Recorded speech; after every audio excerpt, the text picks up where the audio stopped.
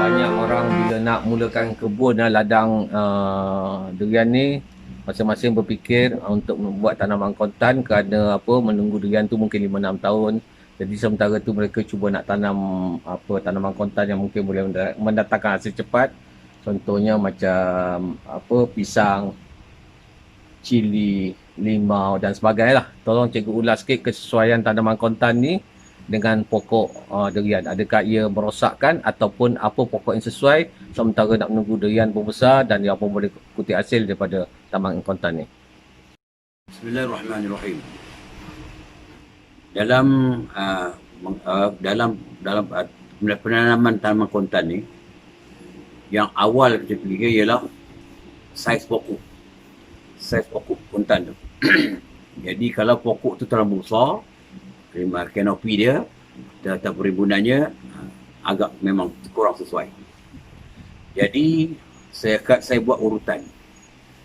Yang lebih baiknya ialah tanam cili. Bila kita tanam cili, kita menggunakan baja banyak, terutama baja ayam, baja organik. Dan baja yang digunakan tu bukan habis digunakan oleh pokok cili. Jadi kita boleh tanam sekurang-kurangnya dua musim. Kalau cili saja 2 musim. Ataupun lepas cili tukar kepada pokok yang creeping plant, labu ke pokok yang ada menjala. Jadi yang kebaikannya ialah dia tidak meninggalkan kesan pada tapak tanah. Tidak tanam meninggalkan berlubang ke apa. Jadi yang terbaiknya ialah baja yang digunakan oleh cili tu tidak habis. Dia hanya boleh, maksud akhirnya durian akan menempatkannya. Dalam penanaman cili, memang dalam tanaman yang perlukan baja yang banyak dan penjagaannya pun agak rumit. Jadi dia menggunakan hampir sama durian juga. Dia ada racun kulat, dia ada racun serangga, racun hamama dan foliar. Dan baja juga dia ada jenis sayur buah. Bila sayur buah, fungsi kalium tu sama je fungsi kalium yang diperlukan oleh pokok durian. Jadi kita tidak rugi. Bila cukup masa, akar durian mengembang akan sampai tempat tanaman cili kita. Yang mana tanaman cili atau tempat tapak tanaman cili itu adalah berada di antara 2 baris pokok durian. Kemudian yang kedua, limau nipis atau limau kasturi. Jangan limau bali ya. Limau nipis atau limau kasturi. Dan limau kasturi juga jenis pokok yang dalam kumpulan pokok yang mengeluarkan buah. Maksud hasil akhirnya tanaman pokok itu adalah untuk buah. Jadi yang sama juga dari segi bajanya, penggunaan baja, nutriennya sama juga durian.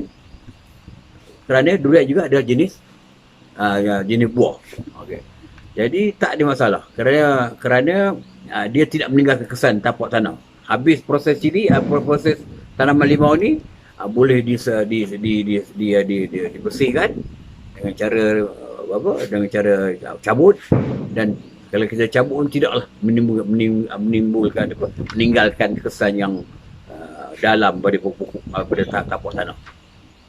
Dan penggunaan racun pun hampir sama juga dengan penggunaan racun dan juga foliar durian. Yang ketiga ialah pisang. Pisang jenis pokok yang ada saka. Saka di sini ialah saka dia ada macam ubi lah. Okay. Bila kita tanam pisang dengan daun yang lebar dan bila daun yang sudah tua, perputaran berlaku kadar perputaran ada tinggi, dan semuanya itu bila banyak benda reput dalam kebun durian tidak sesuai kerana ia menjemput atau mempelawa kulat dan berbagai-bagai jenis kulat, termasuk juga serangga. Berbagai jenis serangga dan jenis spider ataupun laba-laba yang suka membiak pada pokok pisang. Yang akhirnya setelah pisang kita nak buat clearance atau nak buat pembersihan kebun, dia akan meninggalkan umbi dia tu atau saka dia tu meninggalkan tanah-tanah itu akan berlubang-lubang. Bukan sekat itu je. Dan perebutan atau tinggalan perebutan itu memang membuatkan tanah tu lebih banyak kulat dan kulat dalam tanah. Ya. Kalau nak tanam juga pisang, mikirkan keperluan pisang tu ataupun senang penjaga, pastikan tanam tu mesti sekurang-kurangnya 10 kaki daripada baris durian. Kerana kanopi pisang lebih 5 kaki. Jadi dia tak mahu daun pisang jatuh ataupun pokok durian itu. Once dia jatuh saja, dia reput, pembiakan kulat tetap akan berlaku pada dahan durian kita. Jadi tanam durian, ada pisang yang jaraknya agak jauh, in straight line dalam baris tu. Kemudian buat penjarangan pokok dia. Supaya bila angin bertiup, bila angin tiup, laluan angin bebas, pokok pisang pun cepat kering, batang durian kita pun juga cepat kering untuk mengelakkan pembiakan kulat. Kemudian yang keempat ialah nangka ataupun cempedak yang buat tumbuhan yang sama, family yang keluarga yang sama atau family yang sama. Berbanding antara cempedak dan nangka, lebih baik tanam cempedak. Masalah nangka ni ialah akar dia terlalu laju membiak, bertumbuh. Okey. Kalau kita tanam pun jarak 15 kaki daripada baris durian, tetap dia akan mengatasi pembiak durian. Jadi pengalaman kami menanam nangka membuatkan tumbuh-saran durian terbantut. Kita pun beli wajah, dia punya baja sama. Baja folia dengan kawalan serangga pun sama. Tapi oleh kerana daun yang lebar, yang banyak bila luruh jatuh bawah, daun yang kering tu pun juga ada masalah terlalu banyak, dan bila perebutan berlaku, kadar kulat pun tinggi. Jadi pada kalau kami tidak sesuai, kerja pun banyak, kena buat cantasan. Kalau tak buat cantasan, lagi durian tak boleh tumbuh, tak boleh membiak, tak boleh membesar. Jadi bagi cempedak atau nangka, pada saya amatlah tidak sesuai. Okey, bismillahirrahmanirrahim. Kalau kita lihat di sekarang ni, musangking yang pokok pohon yang agak tinggi sikit tu, umurnya dah hampir 3 tahun. Tapi ada yang kecil. Kecil, dan ada yang dimusnahkan oleh monyet dan juga babi.